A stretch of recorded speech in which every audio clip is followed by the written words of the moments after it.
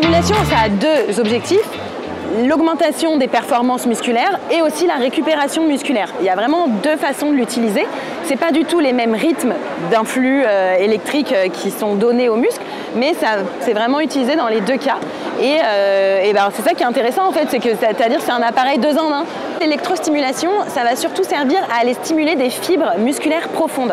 En fait, quand on bouge, quand on contracte les muscles en renforcement musculaire ou quand on court, quand on fait du sport, on va surtout stimuler les fibres musculaires superficielles près de la peau. Quand on va ajouter de l'électrostimulation, on va aller solliciter des fibres musculaires profondes et en fait on va créer des nouveaux chemins neuromusculaires, donc le cerveau et les muscles vont se connecter et en fait les prochaines fois quand on fera du sport, on connectera plus de fibres musculaires entre elles.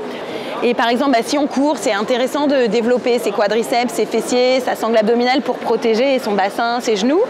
Si on fait, je sais pas moi, de l'aviron, c'est intéressant de développer son dos, ses biceps, sa sangle abdominale. Donc voilà, ça va vraiment aller développer très profondément les fibres musculaires.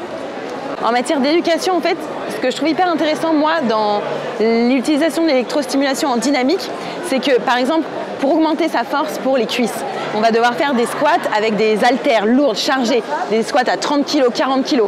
Et ça peut blesser les genoux et les vertèbres, parce que ça peut faire mal au dos, mal aux genoux, mal aux ménisques.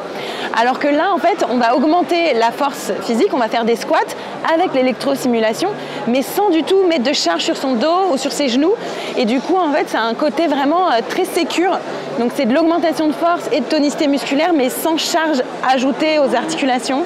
Et en ça, je trouve que pour des personnes qui reviennent de blessures, pour des femmes qui sortent d'un accouchement ou des personnes qui ont mal au dos, par exemple, c'est hyper intéressant.